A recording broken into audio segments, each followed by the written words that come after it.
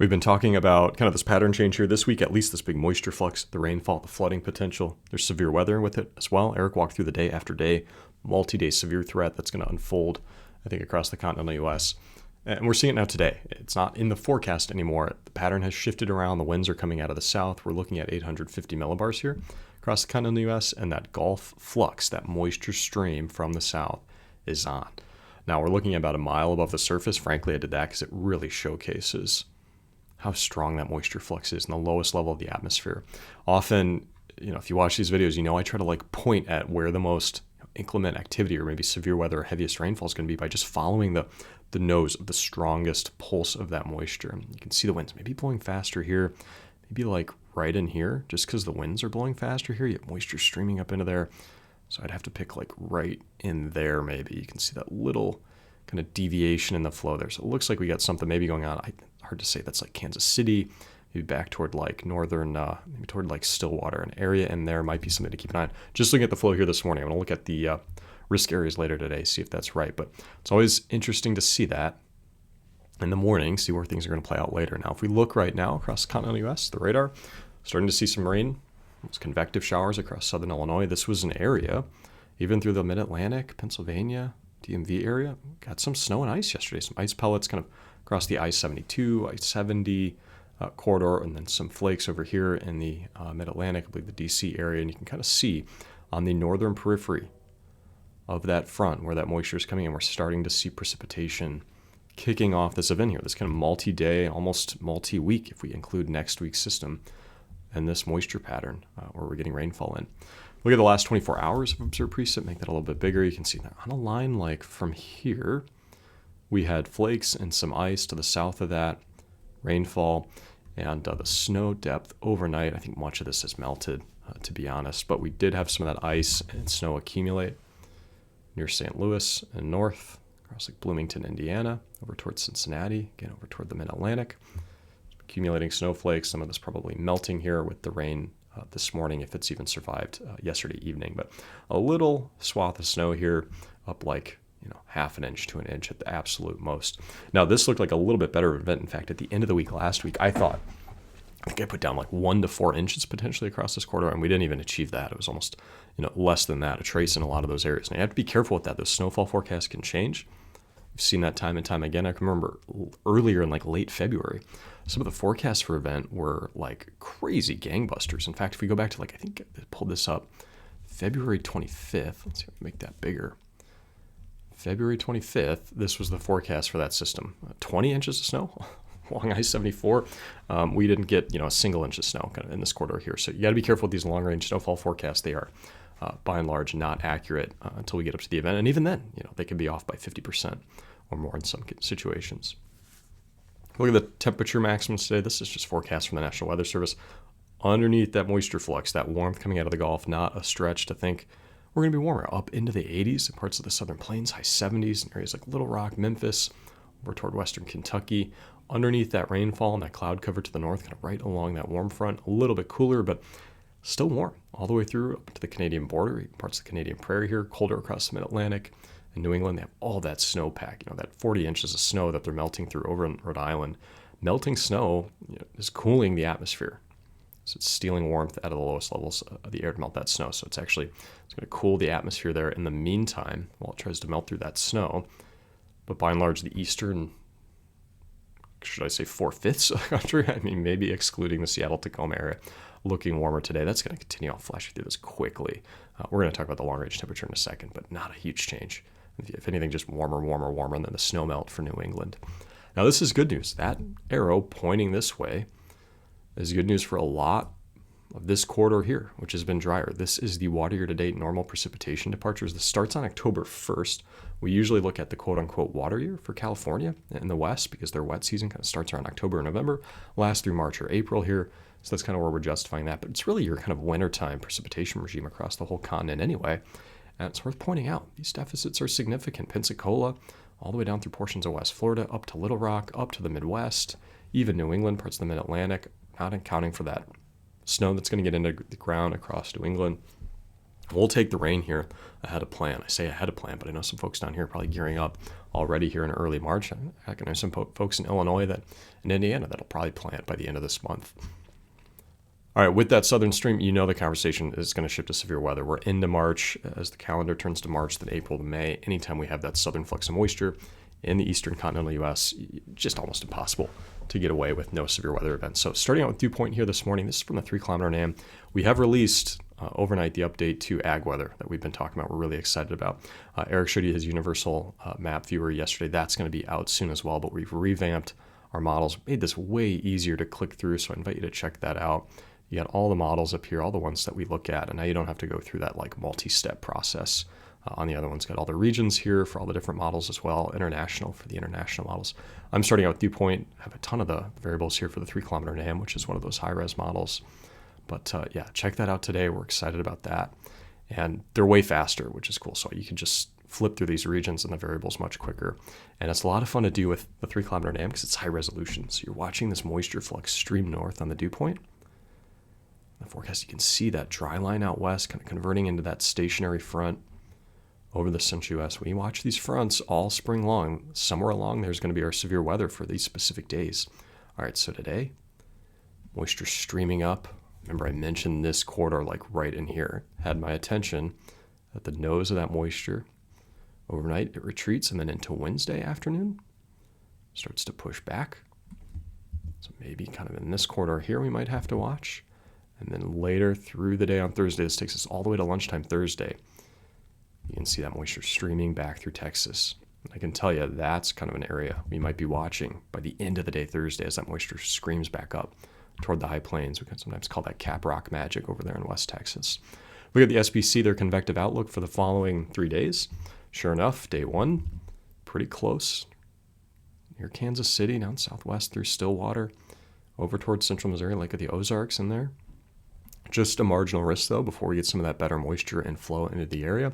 Wider kind of thunder risk here. So this is areas where the SPC thinks thunder is possible. This corridor there, if we go out to the next day, day two, that area pushed a little bit further to the southeast. Remember that front started to sag a little bit toward the southeast there. So slight risk tomorrow, better chances for severe weather. Go back, finally, day three, I mentioned over there that cap rock magic pushing more to the high plains on Thursday afternoon. And those ones can be mean. And the hail, wind, and even tornado departments. Sometimes last year, kind of around the same time, we saw some of those tornadoes in West Texas, often kind of early in the year. It's not uncommon to see that. Now, the SPC has identified even day 4, so that would be Friday by my count, for a much wider area of severe width stretching all the way through central Oklahoma, up near Kansas City. 30% at day 4 is kind of getting significant, so they're getting more confident we're going to have severe weather here, so let's keep a close eye on this. I say that especially because we have 2 population centers in here, large ones, Kansas City, Oklahoma City. Don't want to ignore Tulsa, kind of Wichita, maybe a little bit too far west. Maybe it's even like over here. I'd have to look at a map, but that's a corridor we're going to be watching closely. And then we're setting up kind of for next week. So here we are, the 500 millibar ECMWF ensemble height pattern. Here's our little shortwave here this morning. There's enough moisture flux out to the east of that to cause that morning convection. That's going to cut across tonight. In fact, I'll take this back a little bit. Let's do like late Tuesday. And there's that corridor here. It's hard to see, but these heights are falling here. That moisture flux coming in along that front. On Wednesday evening, now that trough, it looks weak, I know, positioned here. And so that severe threat shifts further to the southeast. Got another trough coming in behind it. Ridging moving over New England, warming up the temperatures there. Snowmelt's going to be on in a big way at this point for Rhode Island, Providence, Newport. There's that trough by Friday coming across. 4 Corners stalls a bit here over the southwest. Another piece of it comes here across Nebraska by Saturday. That cuts across Saturday and Sunday, weaker because it lost kind of the meat of that trough, that position there over the southwest. More warmth spreading into the eastern U.S. early next week, but here comes a much deeper long wave trough next week on Tuesday, connected to the broader jet stream flow. What I mean by that is here's your big kind of Canadian Arctic trough, and this low is connected. Kind of think of it like a pivot point or a pendulum swinging down. And whenever we see these long wave troughs kind of fully connected with that jet stream like this one, is they tend to do more damage, both in the precipitation department, potentially severe, and then snow. So while we have this weather to watch this week, have some severe weather, potentially some flooding out of it. That one next week looks meaner to me, and it's just cranking through the middle part of the country. Wednesday, Thursday, Friday of next week. I think it's going to be a big weather maker. I'll have to keep an eye on this through the weekend, and then into early next week if it weakens or strengthens. So it strengthens even more than it looks now. We're going to have a busy week next week. All right, let's put this together. ECMWF precipitation forecast. Guys, look at how fast these maps load, by the way. I mean, they're not perfect, but much faster than the last ones. All right, I'm going to play this forward. Let's do Tuesday evening. So I'm going to jump it back. That's 6 p.m. Tuesday evening. Starting to see some early convection kind of firing western Missouri, eastern Kansas, maybe down through northeastern Oklahoma. Overnight, convection gets a little bit better, but this isn't looking like a sure thing. So that's why they're with that marginal risk here today, as that moisture is still kind of screaming up. Doesn't look like a sure thing from the globals, but have to keep an eye on it. Rainfall continues across the Ohio River Valley today. Tomorrow, Wednesday at 6 p.m., much better precipitation signal. So that's why they're up to that slight risk tomorrow. Just more confident that we're going to have severe thunderstorms in that region here, close to like Fayetteville there. As we go through Thursday, remember Thursday said the moisture starting to sneak back to the west, 12 p.m., 6 p.m. This is now getting to midnight. Potential severe thunderstorms over here, Red River, areas west and north of that as well. Again, not a huge obvious signal, but something to keep an eye on there. Precipitation, non-severe, spreading across the mid-Atlantic at this point, getting up into New England by Friday. Take this through Friday at lunchtime. And then Friday evening, low sneaking out, getting into Saturday. Remember, that's that next piece of it coming through. So by Friday, another severe weather chance stretching all the way through like Kansas City down through eastern Oklahoma. Again, that one somewhat uncertain with how strong it's going to be, but with how much moisture flux got into this area, we now have that trough cutting across. Maybe a better chance for severe weather there than any of the days yet that we've discussed. I would say at least tomorrow, kind of in Arkansas, and then maybe Saturday as that low comes through. That pushes through overnight into Saturday morning, coming across the whole upper Midwest. Kind of meager snow on the backside of it to the north. Rain continuing along that front now as that trough cuts across all the way down through Texas. Getting into Sunday, front kind of stalls as that cold front pushes through. A little bit colder weather on the backside of it. And then waiting next week for that deeper trough. You can see it here over Montana. Tuesday cutting across. Now we have least cyclogenesis over western Kansas into Colorado. Precipitation starts in the backside of that evening of Tuesday. Maybe some thunderstorms here to keep an eye on. Central Oklahoma getting a little bit too far out in the forecast to pin down specific areas or counties at this point. But a much deeper low now by the middle of next week. This is Wednesday morning, very early. Better snow on the backside of this. Nebraska, Kansas. This is an area that needs better snowfall. Even getting over to the Rockies, they need it there because that trickles into the Colorado River, which snakes down like that. This is an area we're watching. I mentioned this looks like a stronger low next week. See that spinning up. Severe storms potential next Wednesday looks significant. In fact, of any day that we're looking at here, at least out through next Wednesday, I would say maybe Wednesday in the Mid-South. And that could even start to sneak around. Like in a week's time, this could shift north or south, or a little bit east and west. So kind of this whole area I think we need to watch next Wednesday. Snow continues on the backside of it. Rain all the way through eastern, the metro areas of eastern Canada and Ontario here. Severe threat probably continues Thursday, a little bit further to the east, but maybe lesser so. And then that precipitation spreading all the way across the eastern seaboard, snow spinning up into Canada. And then later in March, we get to like mid-March. I'll play this forward quickly. Again, don't want to put too much weight into that. Colder across the central west, maybe some snow chances as well. So trying to put this all together, rolling 7-day window here, next 7 days of precipitation as the low kind of consolidates and then scrapes through the central part of the country and then into the eastern U.S. this week. Decent precipitation coming through eastern Texas all the way up through northwest Arkansas, along the Ohio River valleys, especially areas to the north. And I'm just going to play this rolling 7-day anomaly out. As I get it into that next system next week, this takes us all the way out to next Thursday. You're seeing that stronger system next week cut all the way across the country and bring rainfall to some of these areas that are going to miss out over the next 7 days. If I keep playing that forecast forward, you can see a much wider part of the country thanks to that deeper second trough stretching from Montana all the way through the eastern U.S., even parts of like the southeastern U.S., getting in on the rainfall as a result of that. Snowfall gets better as you go further out, so I'm going to take the snowfall. We'll accumulate it here this week. Meager snowfall on the backside of our first system here through Saturday, and we're waiting for that deeper trough. Here it comes. Better Colorado Rockies, northern Idaho snow, as that cuts through the upper Midwest next week. better snowfall for there. We'll keep rooting for western Nebraska, rooting for portions of South Dakota, eastern Wyoming with the lack of snowfall there this winter. And then maybe as we switch into that colder pattern, snow returns to the Midwest by late March. That would not shock me. Immediate next week forecast. This is just over the 7 days from the WPC. See, they've highlighted some areas here. These have shifted around a bit. Southern Indiana, getting close to 4 inches, and northwest Arkansas, getting close to 4 inches. Have some corridors here we're watching for flooding threat. But I can tell you right now, my concern for that kind of higher end flooding risk that I mentioned at the end of last week has lessened a little bit. Still some concern here. Going to have to watch out for it, but not seeing as extreme values of rainfall that we were. The trough kind of this week weakened a little bit. And even next week, I mentioned that much stronger trough, but it's kind of has a little bit of what we call this kind of positive tilt to it. And what I mean by that is the axis kind of looks like that a little bit. It's kind of bending back, and those tend to be a little bit less potent, all else equal. What we really kind of worry about are the ones that dig in and start to look like that, have that negative tilt. It's called, those can get pretty wild in the middle part of the country. And this one at least doesn't get that negative tilt. You can kind of see there until the end of next week. And that's when it was really wrapping up those blizzard conditions in like far eastern Quebec. But we didn't even get, snow into New England on that forecast. So maybe a little bit less concerned than I was at the end of last week about flooding for this pattern change.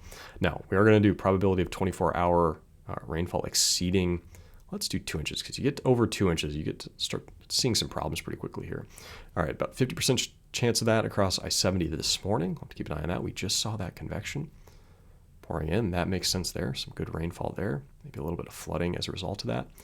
As we go through Wednesday evening, remember that was one of our stronger severe weather days. We identified northwest Arkansas, getting up near 30%. I'd say maybe more concern for severe weather that day than flooding. All right, we go through Friday into Saturday morning. Remember that trough finally coming out into the central U.S. Maybe a little area here near the Arklatex. And then let's take this out into next week. Tuesday, not much going on. By Wednesday evening, maybe some chance here as that stronger low comes across. So not maybe exactly as high of that flooding threat. Now, if you do greater than 1 inch, you're going to see a much wider area next Wednesday. But again, highlighting kind of that corridor for concern potentially next Wednesday. I'm going to take this back. See southeast Texas Sunday evening to watch out for some heavy rain down there. Again, this corridor of southwest Arkansas on Saturday, southeast Oklahoma, and then over the next 48 hours, this corridor here, southern Illinois into southern Indiana. If we look at the long-range forecast, I mentioned maybe getting colder in the Central Plains, maybe even into the Midwest. That pattern shape starting to form here day 8 to 14. And that would put the better moisture flux further to the east. You can see that in the 8 to 14 day precip outlook from the CPC. Snowy here, shifting to rain in the east, warm in the east as well as we get further out into March. I did want to mention the winds here. It's from the ECMWF. Initially this week, as that first trough comes through, gusty winds here through the middle part of the country, but outside of the severe weather, localized thunderstorms, not as concerned for any sort of high wind events, save for the areas of the Front Range. Next week, that stronger trough that starts to pile through. We do have this little clipper low cutting across. Have to watch some high winds here on that, particularly the Great Lakes, Canada toward the Adirondacks into New England, maybe Montreal, but still waiting on that next stronger trough as it comes through Tuesday and Wednesday. A little bit more of a wind threat, especially along the plains, getting into the Midwest. You're starting to get up over 50, getting close to that damaging threshold. We think of that as like 55 to 58 miles an hour. And as that whole trough pushes through Wednesday and Thursday, those strong winds coming up the coast, through the Carolinas, maybe down through Texas, a wide area of at least gusty, maybe something to keep an eye on, broader continental U.S. wind threat late through next week.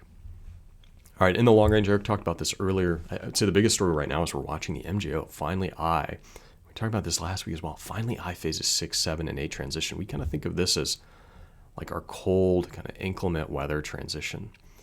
So whenever we see this start to occur, we start to see the weather get busier in the U.S. Obviously, we're seeing that now in the forecast, especially next week. But even later into March, if we sit over here, phase 7 and 8, those are phases. If we get convection there in the west or west central Pacific, promoting those westerly wind bursts. Eric talked about the impact on El Nino with those that tends to promote quicker development of El Nino, a weakening of this La Nina, which is all but gone. I think by the latest CPC update here in March, it'll be into neutral here would be my guess. If we look at the Hobmuller diagrams to kind of diagnose this, again, looking at the strength of those trade winds, here they are. They've actually been cranking in the Central Pacific here over the last week and even into this week as well. They're not doing much to weaken La Nina because we're just running out of cold water in the Central Pacific. So despite that, we've been, quote unquote, keeping La Nina around as those trade winds have picked up. But it's not like La Nina is strengthening by any means. We're still kind of keeping pace with that trend upwards in those sea surface temperature averages. But then by the end of this week, we get out into next week, they just go away, those trade winds. And now we have westerly winds sneaking into the west central Pacific, even all the way now across the equator.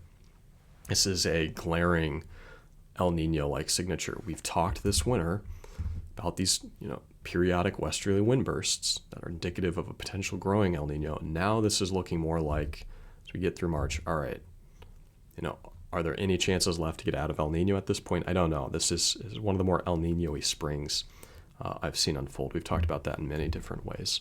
We're seeing that, obviously. I showed that El Nino 3.4 index on the upswing. That's only going to increase, I would think, as those westerly wind bursts get going at the end of this week, and then getting into next week, probably pushing this higher and higher toward all zeros, and then we're on our positive anomaly track, I think, after that. Look at the sea surface temperatures here today. Again, that cold patch of water dwindling almost to nothing at this point. We're warm in the eastern Pacific. We're warm in the south central, north central, and west Pacific. Kind of bracketed on all sides here. An area I'm really interested in is here in the East Pacific. We often see these El Ninos develop here, but if we can keep these westerly wind bursts going through the forecast, and we get this to be more of an east-based La Nina, or El Nino, I should say, this year, that'll be interesting because these behave a little bit differently than central or like West Pacific-based El Nino. So where I'm really watching is our kind of highest, convection, most of our thunderstorms and most of that warm water. Is it like here? Or is it like here? Because the El Ninos that set up more over here tend to be worse for California. I'm thinking like in the middle of the last decade when we had the blob, we had a huge record-strong El Nino, but we didn't get that California precipitation. But the El Ninos that develop more over here, perhaps just because of the proximity to the warm water, the quicker effect on the jet stream further east in the Pacific, tend to be better for California and frankly tend to act more like significant El Ninos for much of the continental U.S. So we're going to have to keep an eye on that and the forecast. This one, at least as it started out this year, and this isn't saying much, but it looks more east-based. I want to see if that continues in the forecast. All right, I made that statement that we're getting into these more inclement, maybe wintry, interesting MJO phases, these transitions 6, 7, and 8, maybe into 1. Are we getting colder in the forecast? Well, Eric mentioned it yesterday. We have something of a cold signal further out in the forecast. I'm just looking at 30 days through the 14th, but let's do 7 days. Obviously warm over the next 7 days. That continues across the east, but the forecast further out, colder. March 14th through the 21st, through this stretch here, probably returning some snow back to the Midwest at some point. And that cold signal lingers around through the end of March, maybe even into early April. Well, keeping an eye on that. Maybe this warmth here is more so early March than the end of March, out like a lion. Not an uncommon prediction. That always tends to come true. It's for the same reason Eric drew on your screen yesterday. This is our spring temperature pattern. So if we're warm in the beginning of March, we're probably going to be cold at the end of March. We might be warm at the beginning of April. It tends to work out like that way, more years than not.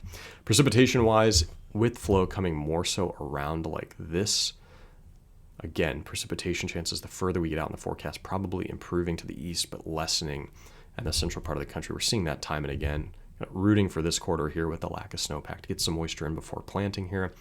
But keeping an eye on the plains, that area has a tendency to go dry just as fast as it goes wet. And that's going to be an area that might struggle a bit if we flip into that pattern wholesale at the end of March. Another thing keeping an eye on here, Eric mentioned this yesterday, but now that we have these rolling 7-day precipitation anomaly windows, this is an anomaly, so the millimeters aren't going to do us too much good. If I do switch over to that here, play this forward through the next 7 days from the ECMWF ensemble, starting to see this drier patch setting up here, Paraguay, Uruguay, for southern Brazil, parts of northern and eastern Argentina. So you see some of these precipitation values more so over the ice state equivalents over Brazil. So rainfall continuing there, but watching that drier patch grow in the southern growing regions here. Got to keep an eye on that in the long-range forecast. Eric mentioned this yesterday. I mentioned some of the kind of broader dry risks if we get one of those stronger El Nino events. We're seeing that convection there over the Galapagos. So as much as we talk about that sea surface temperatures, we want to see the thunderstorms pair with El Nino to really get those more atmospheric effects, scattering to other parts, whether it's North America or South America. So that's kind of a story we're going to be keeping an eye on here as we go through the spring. Another thing I'll mention, I was going through like some of these analogs, 2018, 2014, 2009 that we've mentioned for some of these weakening La Niñas into El Nino, thinking about severe weather, thinking about this forecast here. Long-range precip favored toward the east, maybe the Ohio River Valley, maybe the Tennessee Valley, getting into the kind of southeast severe alley, which is anything is just as busy, if not overtaking kind of the southern plains tornado alley. And that might be an area we have to watch. Getting onto the forecast, maybe even into like late March and April, maybe more of the severe shifting here. That's not even uncommon in those years. I can remember some of this was the Valonia, Arkansas, unfortunate EF4 tornado, which occurred near Little Rock in 2014. Remember, that was an analog year this year. That severe threat shifted to the east. This had another big severe weather day the next day, further toward the east, or the southeast. I think that was, this was April 27th, maybe 28th. Another severe weather day in 2009, further to the east over the southeast. We're here near Tennessee, parts of Alabama, and Georgia here. Tornadoes, unfortunately, associated with this one as well. This isn't me saying, okay, we're going to have these huge tornado outbreaks, across. I'm not trying to cause a panic or anything, but just showing you some of these years that had that east bias to the severe weather delivered in that department, getting further out into April. That might be something that we need to keep an eye on this year, given that eastern shift and the precipitation forecast. All right, that's all I got today. Eric will talk with you all tomorrow. And check out the new maps on the site. We're happy with those. Thanks for watching.